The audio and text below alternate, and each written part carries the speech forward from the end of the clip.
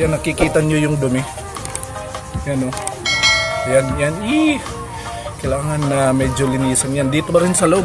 Hindi ko pa makita eh. Mamaya tanggalin ko, papakita ko sa inyo. Yan. Sana hindi umulan mga pare. Kasi pag umulan, nako, patay tayo nito. Dumi na eh. Sunod na yung makina cleaning kasi yung importante muna yung unahin natin. Mula sa basic, yung paunti-unti lang ba mga pare. Para malaman nyo.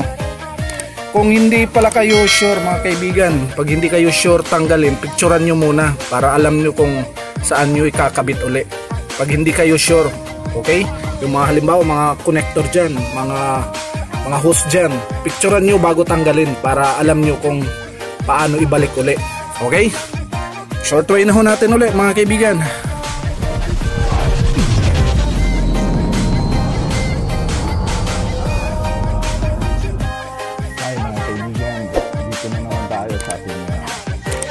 Pag-alaga ng ating sasakyan, yung car maintenance natin sa ating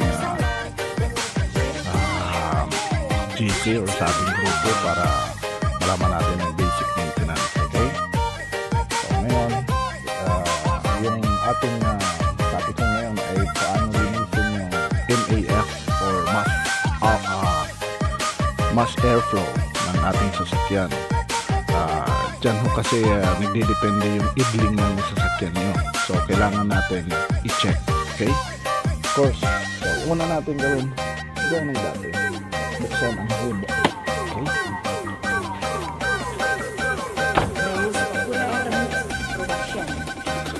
Ayan.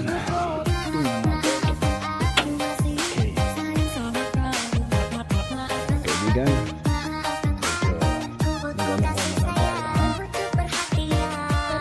Turan natin to. Okay. So, okay na. Selamat datang dan salam jumpa dari dunia musik. Ito yung airflow. Masa yang news popular Remix Production. Yung ano nga. So, tinanggal ko na kasi ito eh. Ito linisan ko. Ito babaklasin ko ito eh. Yan. Baklasin ko yan. Mamaya. Okay. Ito ho, unti-unti na ho natin binabaklas kasi linisan natin yung airflow niya, yung idling airflow. So tanggalin natin yan para hindi makaharang.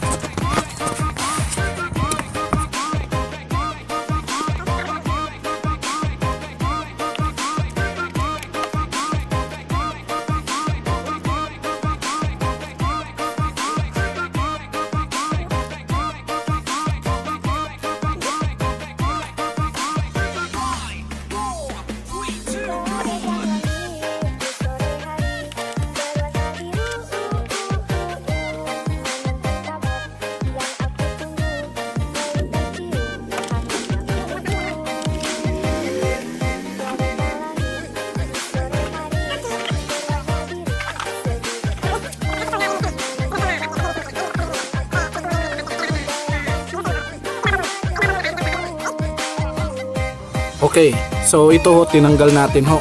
Ayan. Pati yung mga electronic connector niya ito para tanggal sa mga nakakasagabal ito. Tsaka dito tinanggal ko. Tsaka yung yung cable niya tinanggal ko rin para hindi makasagabal, okay? Pati dito yung mga electronic sensor niya tanggalin ko para hindi magka-problema. At ang importante mga pare, tanggalin nyo yung connection ng wire, ng battery.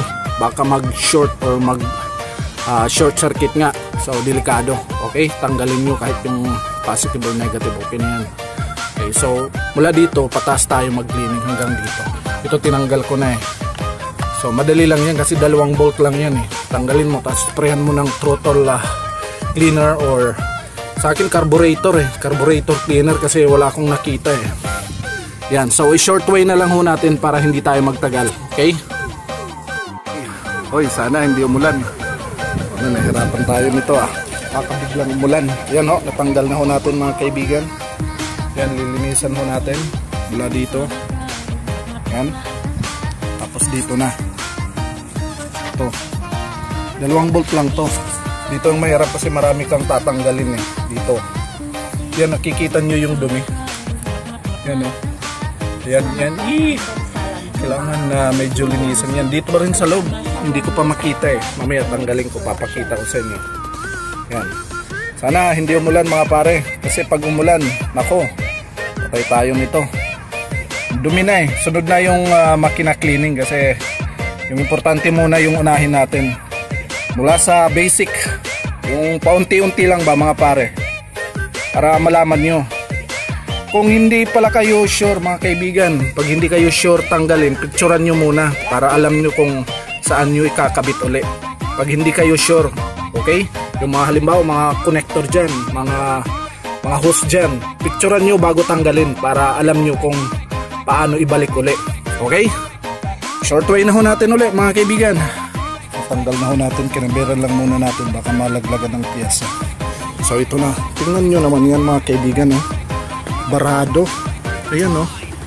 Barado yung ano niya, yung daanan ng ano niya, hangin. Yan ang sinasabi ko, kailangan linisan yan.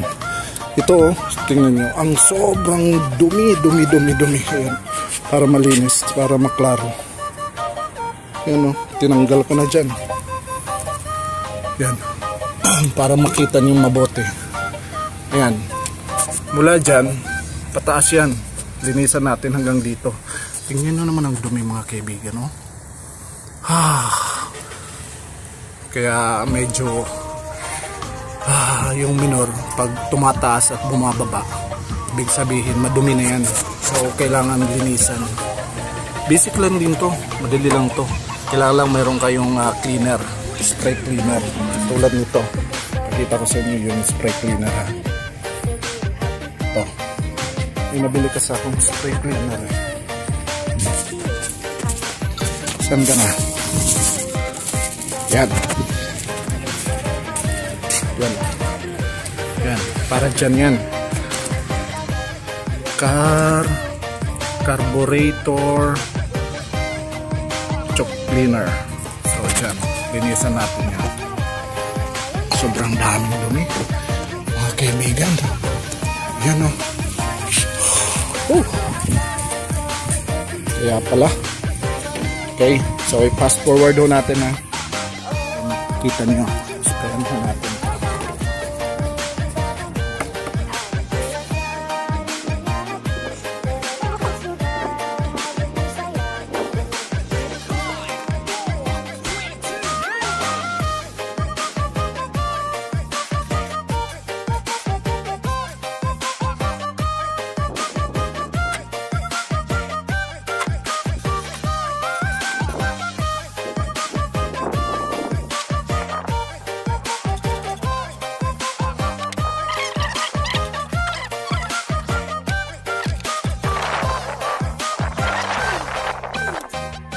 Ngayon dito na ho tayo. Yan, dito na ho tayo mga kaibigan. Ito nyo ba ako? Bilisan mo natin. Wala tayong cameraman eh.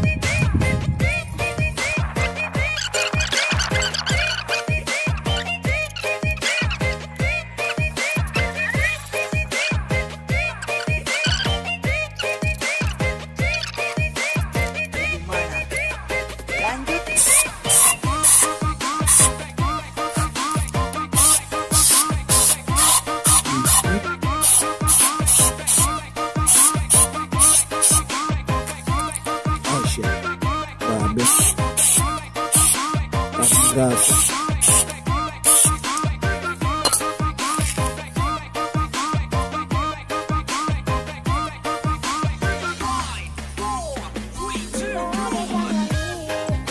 Waiting tayo dito. pala sa likod tayo. Okay, stop natin dito, parang baka may magalit. Marami ng dumi dito. Doon tayo sa may hardin.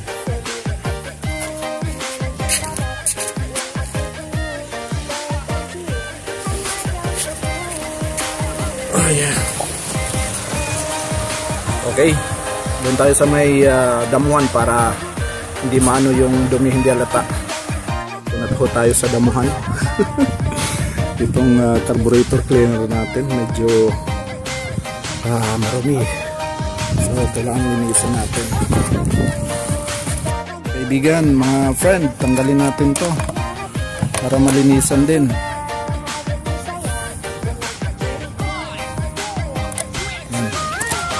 Oops, huwag kang matanggal ha. Ano naman? Yan.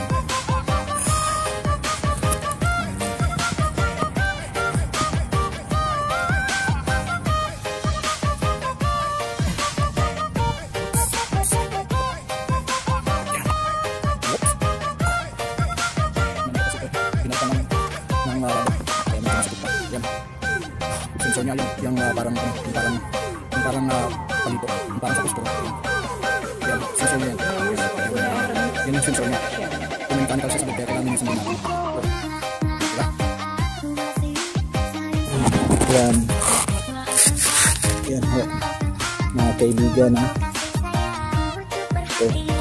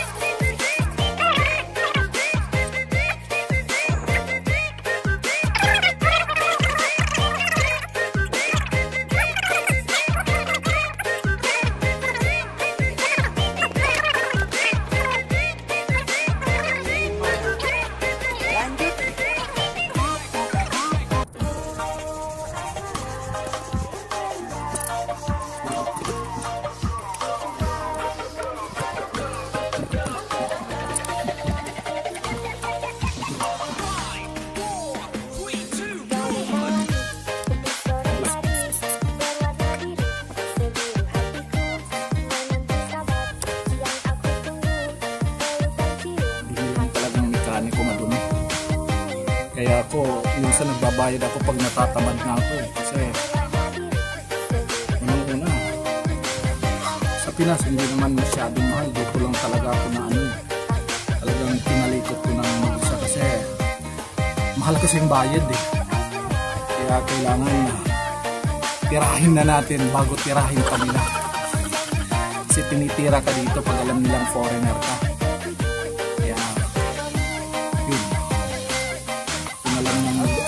Sasarili ka na. Yan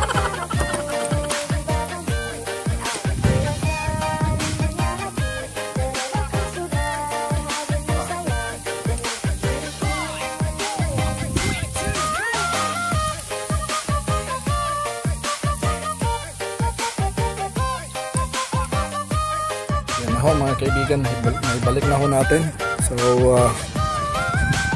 kompleto na ang mga wiring sa loob. Yan, medyo okay na. Tsaka yung sensor nya.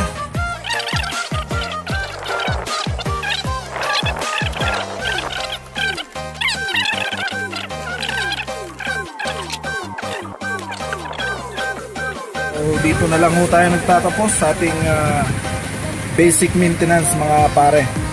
So okay na yung idling nya, wala nang problema. Makikita niyo naman hindi na siya hindi na siya medyo mataas.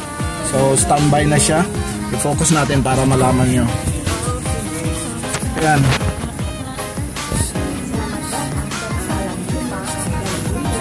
Ayan o. So okay na siya. Hindi na siya parang hinihingal or parang sinuchok. So okay na yung tunog niya, wala nang problema. So sunod ulit mga kaibigan, ibang ibang car maintenance naman ang ating papakita sa inyo. Okay? So, maraming salamat po. Bye-bye.